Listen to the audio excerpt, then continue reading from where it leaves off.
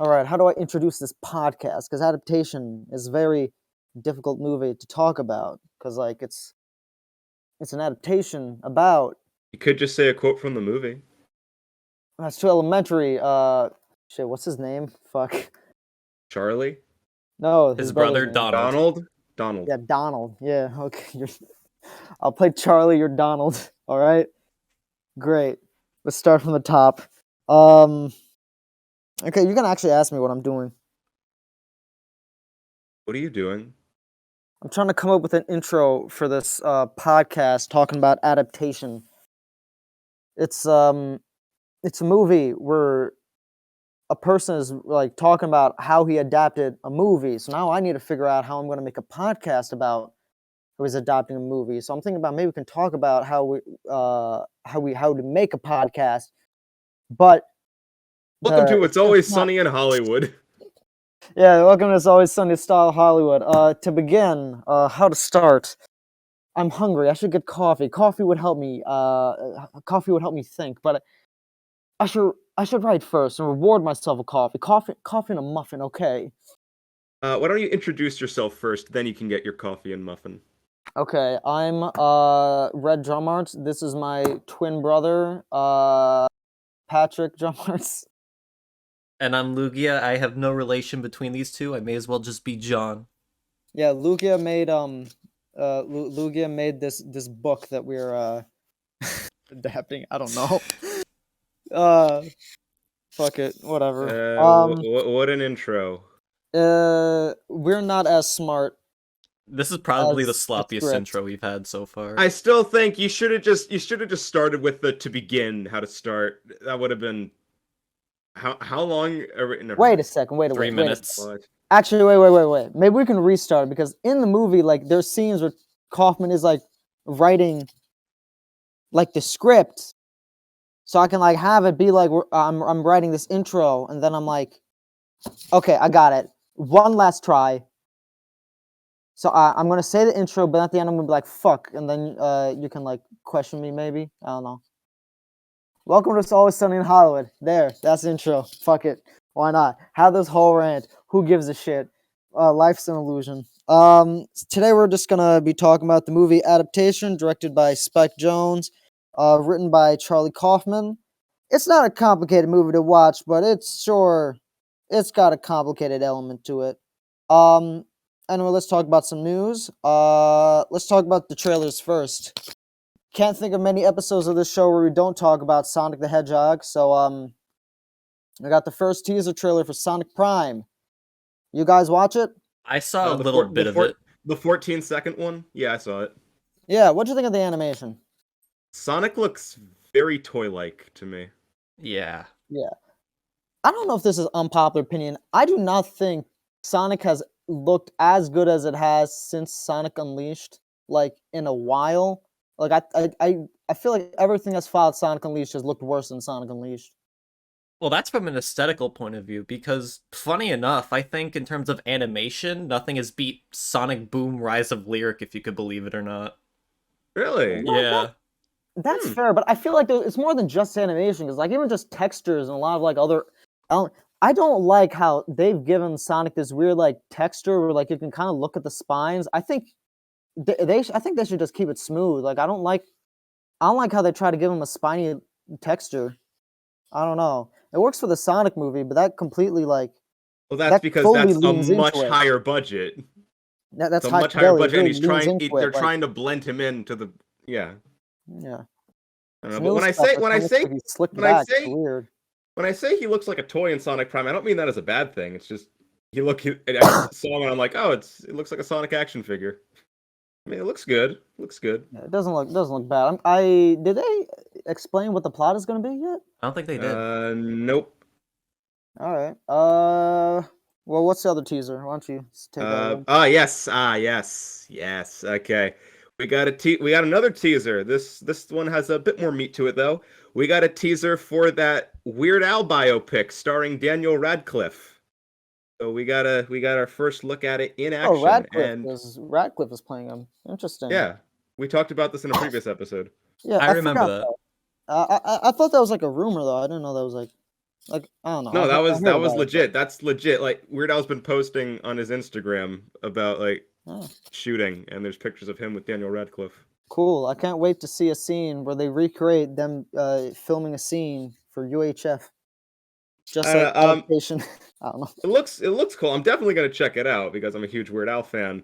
Yeah, There's they show a brief fight scene in the trailer, and I don't know if that's like a behind the scenes of something or if it's that might something be that actually happened, but that might be a UHF joke I don't reference. know. I actually have not seen UHF, so I saw one clip from UHF, and it was the Mahatma Gandhi bit, where it was that like, means nothing to me because I don't know what Same you're here. talking about.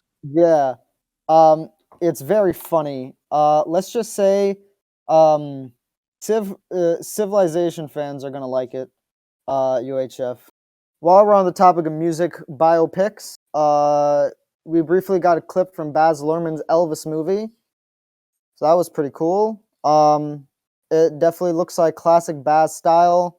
I don't know. I doubt Baz Luhrmann fans aren't gonna like it, so look forward to that, I guess. Looks to be a good year for biopics because we also got a Whitney Houston one coming this Christmas. Yeah, music biopics have been a pretty like big staple in film, I'd say, ever since Straight Outta Compton, right? Yeah, but I mean, we're getting 3 this year. Yeah, yeah. Let's see. Weird Al, Elvis, and Whitney Houston. Yeah, and last year we got what? Did we get any last year? Last We year, I got don't a- know. Yeah, we got Respect. Respect Respect? last year. Yeah. And I think Ma Rainey's Black Bottom too, or was that the year before? I don't remember. When was Bohemian Okay. Rhapsody? Like 2018? 2018. Okay. And then Yeah. 2019 was Rocket Man. Yeah, Rocket Man, and one more thing. Well, I don't know. Actually, let me just Google this real quick. Instead of us just guessing, let's just get a list. I don't know, I think it's fun to guess. Okay, fine, fun to guess. All right. There was one that was like really important. Almost Famous? Almost Famous Um, does not count, and that's from like the 90s. The only other one that comes to mind, this isn't a biopic, but it's that Beatles movie Yesterday. That's fair. It's not a biopic. A lot it's of it's a fantasy documentaries. film, but A lot of documentaries came out. I know oh that yeah, there was that this Summer big, of Soul. There was that Summer of Soul. Yeah, there was that Kanye West one, Genius. There was a the Beatles one, Get Back. That was pretty good. If you haven't seen that, I saw it.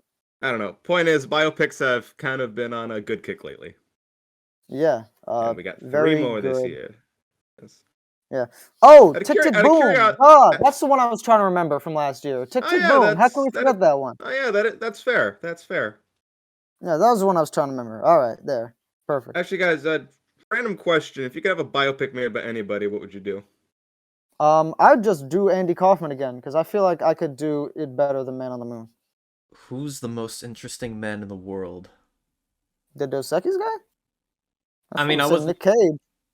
I mean, I was kind of leaning towards that, but that's not actually who I'd want.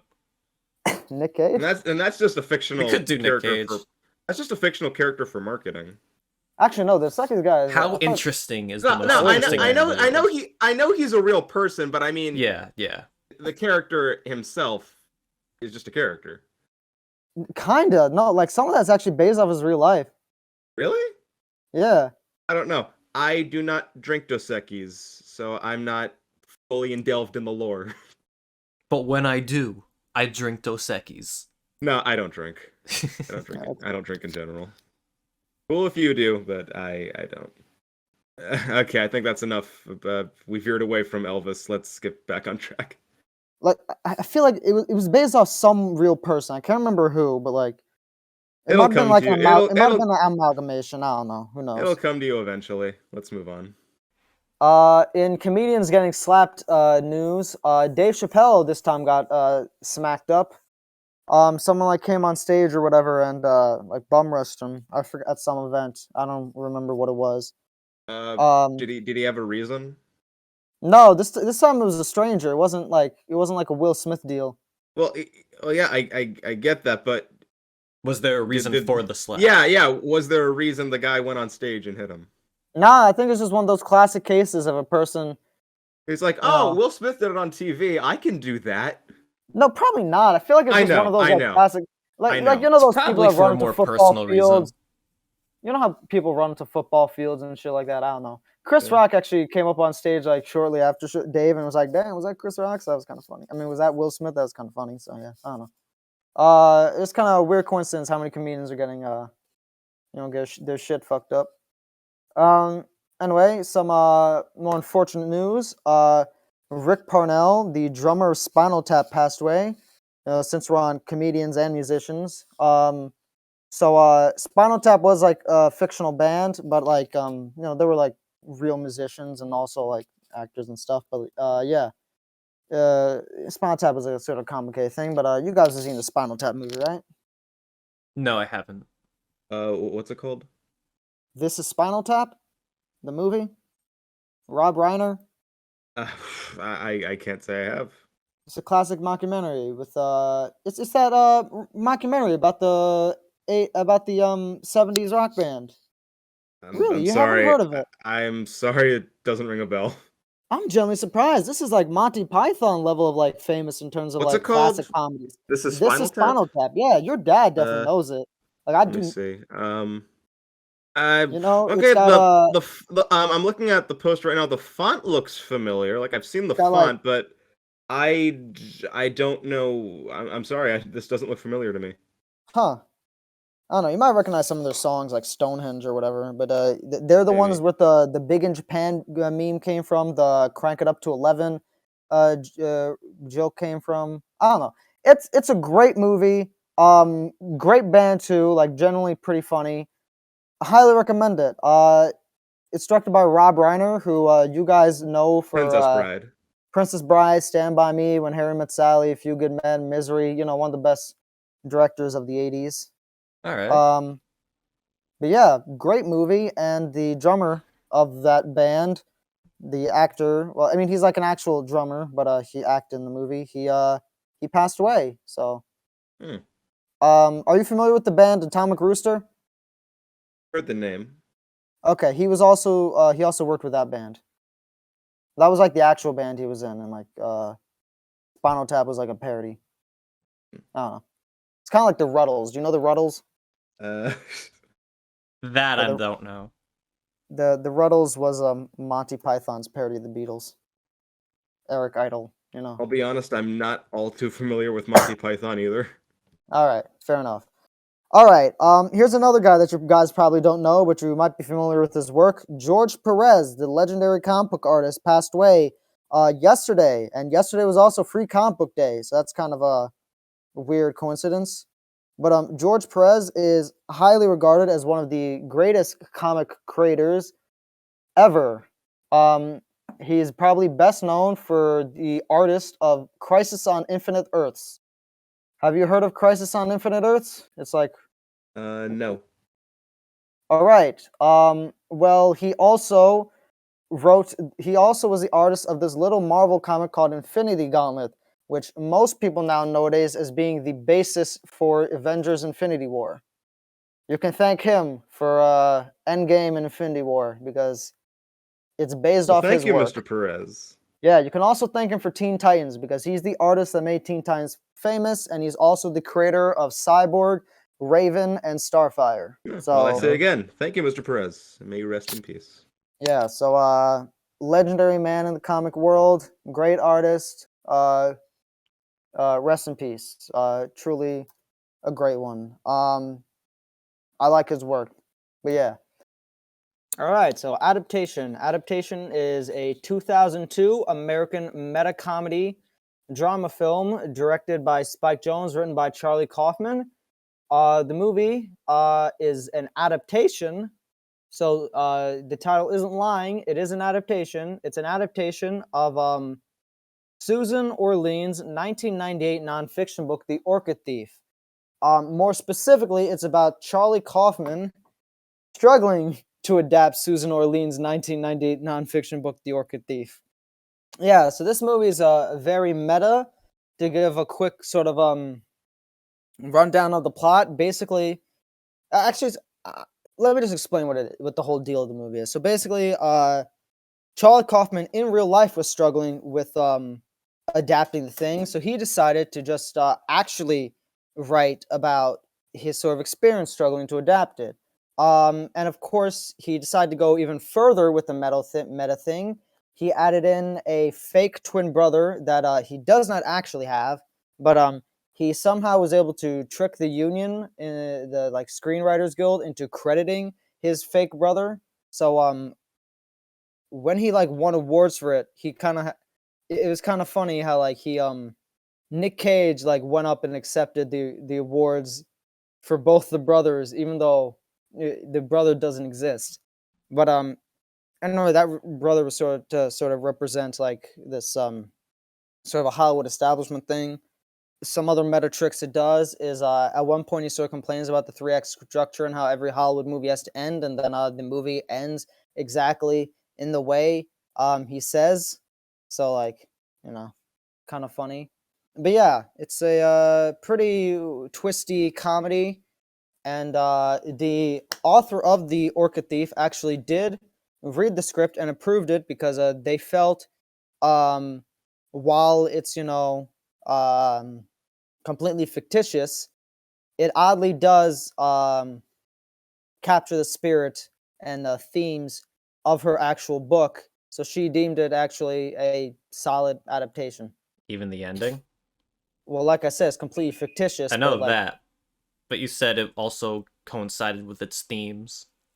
well, I told you earlier the ending was like a meta joke on how earlier like Kaufman was talking about how these things have to like neatly tie up in these movies and this like, oh, this exciting little thing, when sort of the point of the book and also the point of this movie is that like that's really stupid that it has to end this way.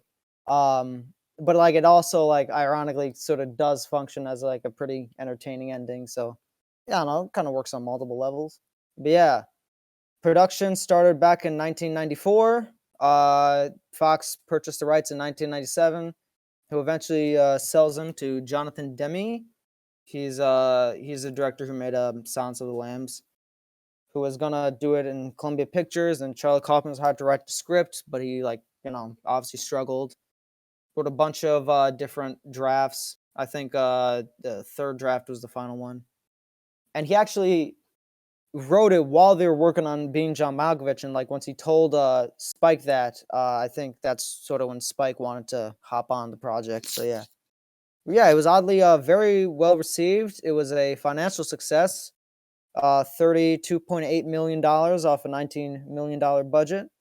It received awards at the 75th Academy Awards. It won one Oscar for Best Actor in Supporting Role with Chris Cooper, and it was nominated for Best Actor in a Leading Role for Nicolas Cage, Best Actress in a Leading Role for Meryl Streep, and Best Writing slash adapted screenplay for twice for Charlie Kaufman. Because again, Charlie Kaufman was nominated twice because of the fake Donald Kaufman thing. Weird, very odd movie. I'm sure this description is just confusing people at home. So why don't you guys just give me your thoughts? Well, I guess to start from the beginning. When the movie started, after the first 3 minutes, I was confused. I mean, we start in darkness, and then we go to behind the scenes footage of Being John Malkovich. Then we go to like real cinematography, like an actual movie. And then we go to a time lapse of the creation of Earth. It's like the Big And Bang then Theory. Yes, and then we go to Nick Cage as Charlie Kaufman having lunch with an executive. And I'm like, it hasn't even been 5 minutes, and I don't even know what's going on.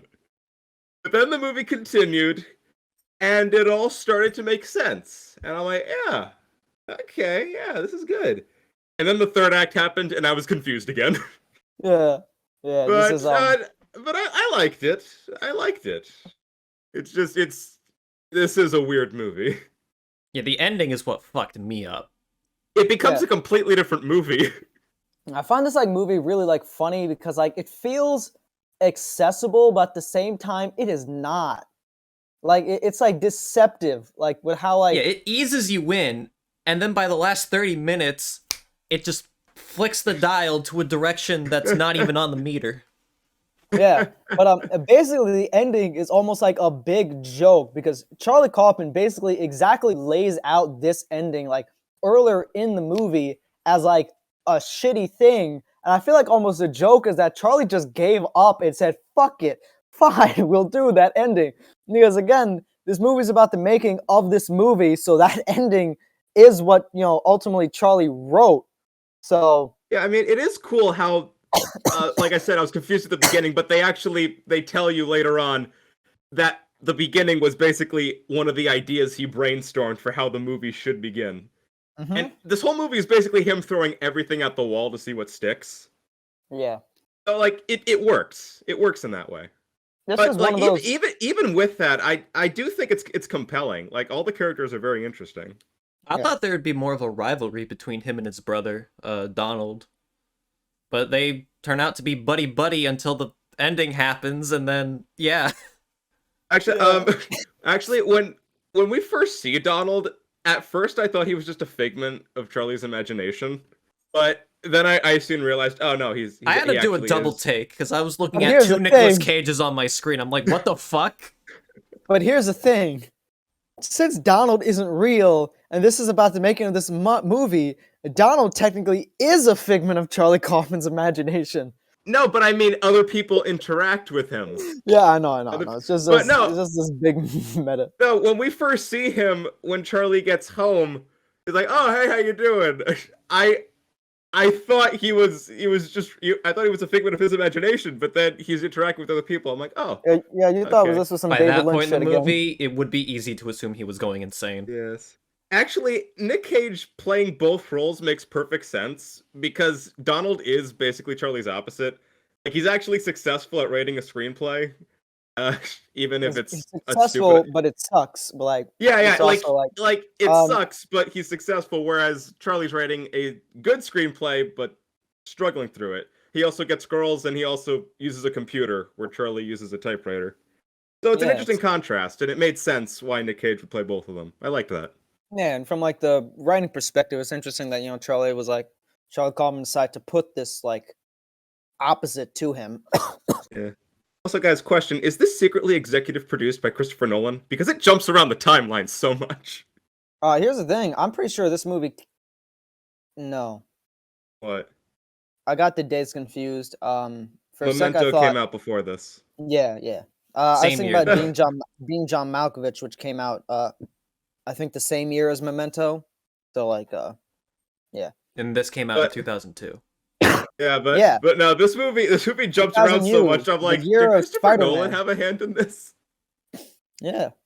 Because there's so much Um, text saying like 3 months later, 5 years earlier, or like, I'm the notes what? on that.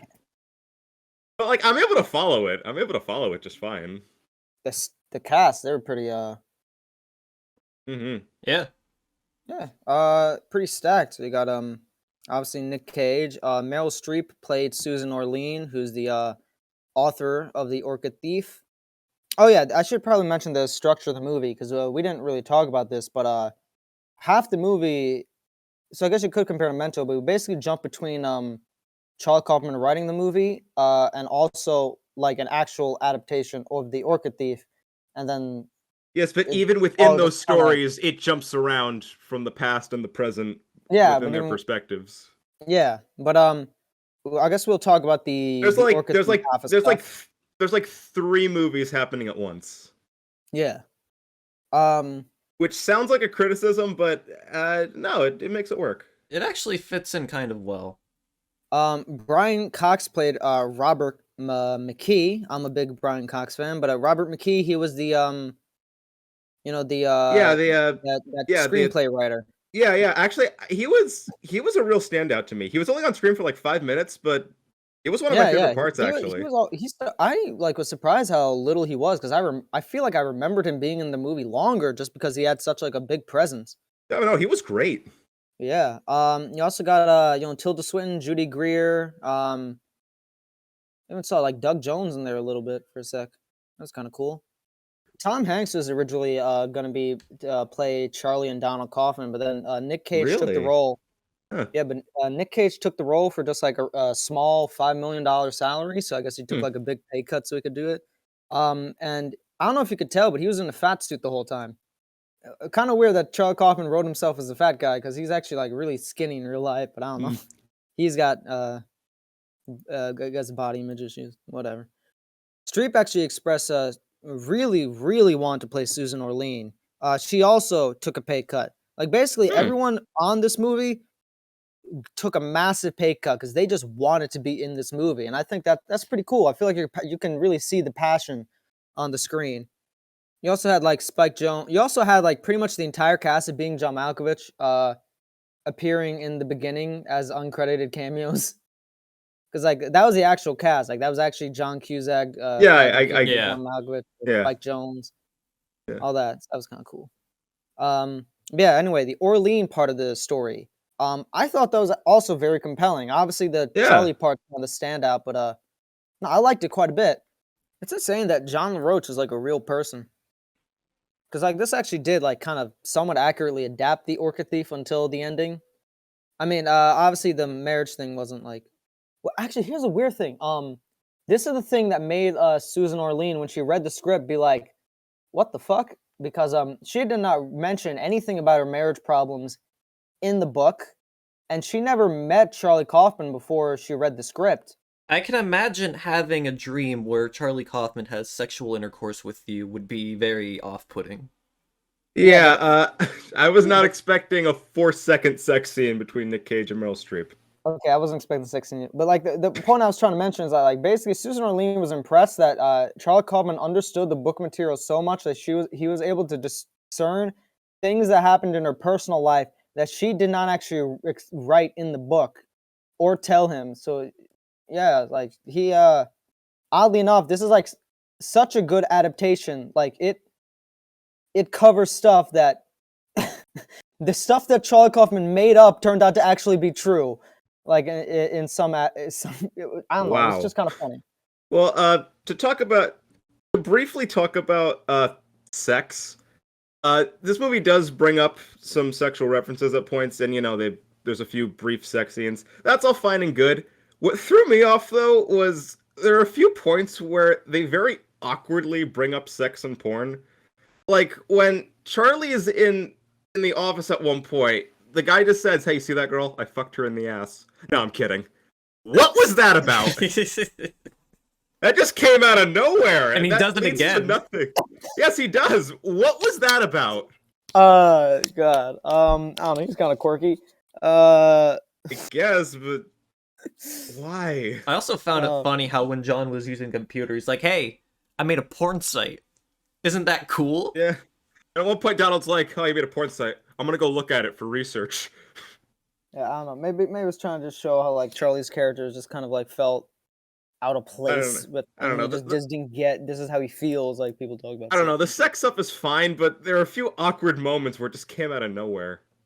A lot of decent makeup effects here. I already mentioned the fat suit, but obviously everything that happened with Chris Cooper, lost weight, prosthetics to make it seem like he had, no teeth, grew out his hair.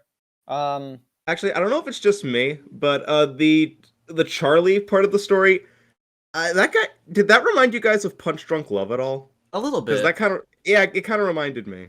A little bit. It reminded me of this Coen brother movie. What's it called?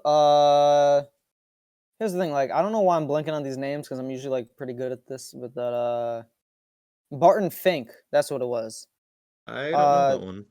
Yeah, that's one of the Coen brothers actually like best movies. But that's also about like a screenwriter thing, a struggling screenwriter, and there's just like a couple similar vibes. Actually, there's another movie I was reminded of when watching this. Have you guys heard of the movie Stranger Than Fiction? No. I have. Yes. This movie is very similar because it's actually Will Ferrell and Emma Thompson, because Will Ferrell is a guy who realizes he's the subject of a novel written by a struggling author. Yeah. And no, here's the characterizations are kind of similar. Yeah. What's funny is that when Stranger Than Fiction first came out, I've read a couple reviews of Stranger Than Fiction, and a lot of people actually negatively compare that movie to Charlie Kaufman's works. They're like, it's a good movie, but like Charlie Kaufman kind of did like some similar stuff in his works, and it's just a lot better. And they're like, this movie would probably be like, it's a good movie, but it'd probably be great if Charlie Kaufman wrote it. I was like, yeah, probably fair, but like, I still like Stranger Than Fiction. I did too.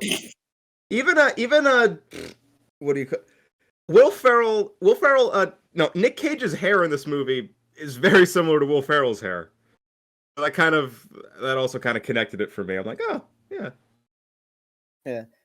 What's funny is Charlie Kaufman thought this movie was gonna end his career, and he didn't even like tell the producers the new direction he took the story. He just wrote the final script and handed it in, and just hoped that they liked it. Yeah. Robert McPhee is a real person. First of all, the person Brian Cox played, he's also a real person. And he actually now jokingly references this movies in some of his seminars. Now, this movie, he says that he actually now mentions that he's not against the use of voiceover narration, despite what Charlie Kaufman says. Um, his point is that voiceover narration must add to the story, not describe what's already been seen on screen. Otherwise, there's no reason for it. So yeah, that's kind of cool. Oh, What? I don't know if you guys caught this detail. There's this one scene where the reflection of Donald in the mirror is the actual like real life Charlie Kaufman. I don't think I did noticed not. that. I did not notice that. Was that on the TV? No, in one scene, Charlie comes home, checks his mail, and he's in front of the mirror, and Donald is talking to him behind him. The reflection of Donald in the mirror is the real life Charlie Kaufman. I did not notice that. Yeah, kind of, I don't know, neat, I guess. And again, I don't know what Charlie Kaufman actually looks like. It's just a Google search away. Yeah. What's funny is Susan Orlean initially was concerned that some people think her portrayal in the film is accurate. But then she decided she was okay with it because Charlie Kaufman portrayed himself like even worse. So she was like, "Hey, you know what? Fair game. You put yourself in a much worse situation than me. So, GG. I can respect the move." This movie was pretty funny. Mm-hmm. Yeah, I found myself laughing a couple times. Yeah, I think my favorite moment in the entire movie is the 5-second clip of Charlie jumping up, yelling "fuck" and yanking the carpet up, causing the lamp to fall over. You guys remember that? Yeah, Remember that I part? remember that. Yeah, that was like a 5 seconds, but like that cracked me up. Also, I liked when after the seminar he went to Brian Cox and said, "Hey, it's me, the guy you yelled at this morning. Yeah, I need more." I guess he yells at a lot of people. Like, this movie is incredibly funny. Like, I like all of Charlie Kaufman's movies, but like one thing I'm disappointed by his more recent work is that it's not like funny like his old work used to be. His old work is really funny. I don't know if you've seen Being John Malkovich, but that movie's hilarious. I've not. I want to watch that. It's got a similar vibe to this. I'd argue less confusing, but also much more high concept. It's got like I don't know, like Truman Show feel. It's weird. I didn't find this movie that confusing. Yeah, I mean, like I was able to follow it. I got used to it. What I like, an hour what I like in. what I like to describe this movie as is Kingdom Hearts syndrome, where when you actually play the game, it makes perfect sense, but trying to describing explain it to someone else, it's a mess. Yeah. But no, like I've seen movies that are much harder to follow than this. Well, yeah, this movie spent a year and a half in the editing suites, which is the second longest in Columbia's history after the infamous box office bomb Ishtar. I can believe that, considering how this movie's edited. Not badly edited, but like I can imagine this took a lot of time. The belly in Nicolas Cage's fat suit was stuffed with lentils to simulate body fat jiggling. Cage sweated so much that they started to sprout. Oh. Okay. Jeez, all right. Yeah. Anyway, this was Nicolas Cage's second Oscar nomination. What was his first? Leaving Las Vegas. Which came out 1995, so 7 years prior. Which feels long, but I don't know. For some reason, 1995 and 2002 doesn't feel like that big a gap. But I don't know. Here's a reality check. 2002 was 20 years ago. Yeah. 1995 was 27? Yeah, 27 years ago. Yeah, this is like exactly 20 years ago this movie came out. Practically. How does it feel to know we're closer to 2040 than 2000? I hate it. Well, buckle your seatbelt. In 4 years, we're going to be closer to 2050 than 2000. Shut up. Oh, fun fact! This movie was the opening scene of this movie where they're on the set of Being John Malkovich was a Con Air reunion. You guys ever see Con Air? No. No. It's up there as one of the crazy Nick Cage action movies, but John Malkovich and John Cusack are actually major characters in that movie. They're like three of the most significant characters. That's kind of funny. Yeah. Overall, I thought this movie was great. Oh, I like the in loving memory thing at the end of the credits because it says in loving memory of Donald Kaufman because Donald died, but like he obviously wasn't didn't real. actually die. Like, yeah, it's a good joke. There's a lot of like fun little joke details. This is a movie that I think like gets a lot better upon rewatch because this was a rewatch for me. So like I don't know, but yeah. Actually, it's funny. Remember at one point they bring up how like don't put in a random pop song, but Casablanca did it, so it's fine. They don't do that. I mean, sure, they play "Happy Together" at the very end, but I don't really know if you could say that counts. I was waiting for like in the middle of the movie, like a random pop song to play. Yeah. Oh, fun fact about that: Weezer was initially going to do a cover of that, of "Happy Together." Yeah, that it was originally they were going to use the Weezer acoustic cover, but then Spike Jonze was like, you know what? Nah, we're going to use the original. I actually don't know if it's Spike Jonze or Spike Johns. I usually say Jones. It's Jones. Is it? It's I looked up something. It said it's pronounced Jones. Okay. Yeah, I don't know. I like to just say Johns in my head just because like I want to differentiate between some reason. In my head, I always get Spike Jonze and Chuck Jones confused.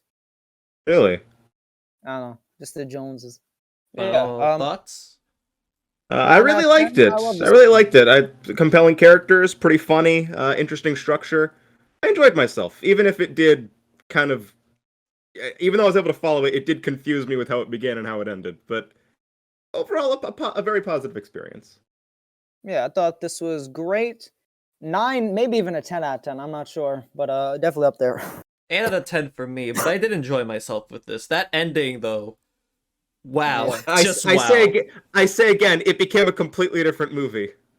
I mean, I liked it. I liked the direction it was going, but I was not expecting it. Yeah. Nor was I. I don't know if we mentioned this. This actually gives me Scream vibes. Really? Because Scream had a very meta element to it, and it's got a similar sense of humor, I feel like, at times.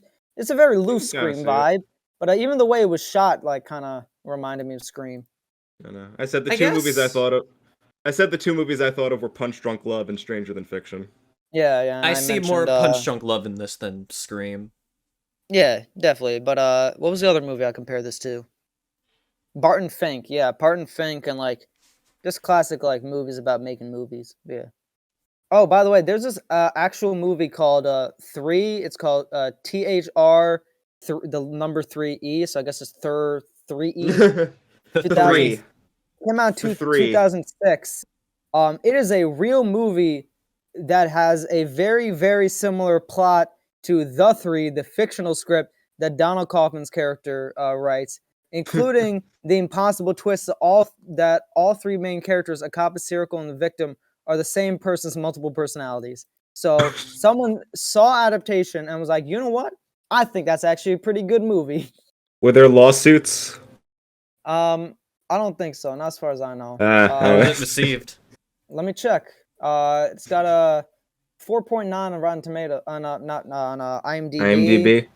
5% on Rotten Tomatoes. 34 on Metacritic. So not very good. Damn. You're not very well received. 51% on yeah, but most people just saw it for what it was, a ripoff of Adaptation and 7. A ripoff of a fake movie that doesn't even exist. Yeah. Like straight up, the critics' consensus on Rotten Tomatoes says it isn't good as the movies it borrows from. Adaptation, Saw, and 7. I'm like, okay, yeah. 7 ripped off 3 ripped off 7. What does 4 have to say about? What does I Am Number 4 have to say about this? Yeah, and then you got number 9, or just 9. I guess that's what the movie's called. 9. Which one? There's 9 the number and 9 NINE. 9 the both of them came out in 2009, surprisingly. Oh, interesting. If I had a nickel for every movie called Nine that came out in 2009, I'd have 2 nickels. Which isn't a lot, but it's weird that it happened twice. Anyway, Lugia, your turn. All right. What you got? So in the past, I've given you guys choices on different movies. Some were chosen, others were neglected. We're gonna do that again. This time with the neglected Oh, boy. movies. So I'm gonna give you a choice Uh-huh. between 3 movies: Okay. Training Day, American Psycho, and the Super Mario Brothers live action movie. That's interesting. Take your pick. 3 movies that you have brought up before. Oddly enough, I'm gonna say Training Day. I've had that movie like in the back of my head recently a lot, and I kind of want to rewatch it. That works for me. I haven't Training talked Day. about Denzel in a while, or like ever. Have we ever talked about Denzel Washington? I don't think we have. Yeah, Training Day works. I feel like American Psycho is very similar to like Vampire's Kiss. Vampires. Yes, so I kind of want to put maybe some more distance. Definitely want to talk about A little more Adventure. variety. A little more variety. And I guess the less we say about Mario, the better. Yeah, plus it's gonna be so funny praising Training Day, and then years down the line when I recommend Suicide Squad, I'm gonna be like, oh, another Which David one? Ayer movie. Which The one? bad one. Suicide Got it. Squad. I didn't Okay. put the. I would Thank put you. the if I was talking about it. All right. Thank you. That name bothers it's me so it's much. so funny to me that the writer of Training Day directed Suicide Squad. What a career. Also, we're sticking to early 2000s, huh? Going I from guess, 2002 to 2001. Yeah, Training Day. Love Training Day.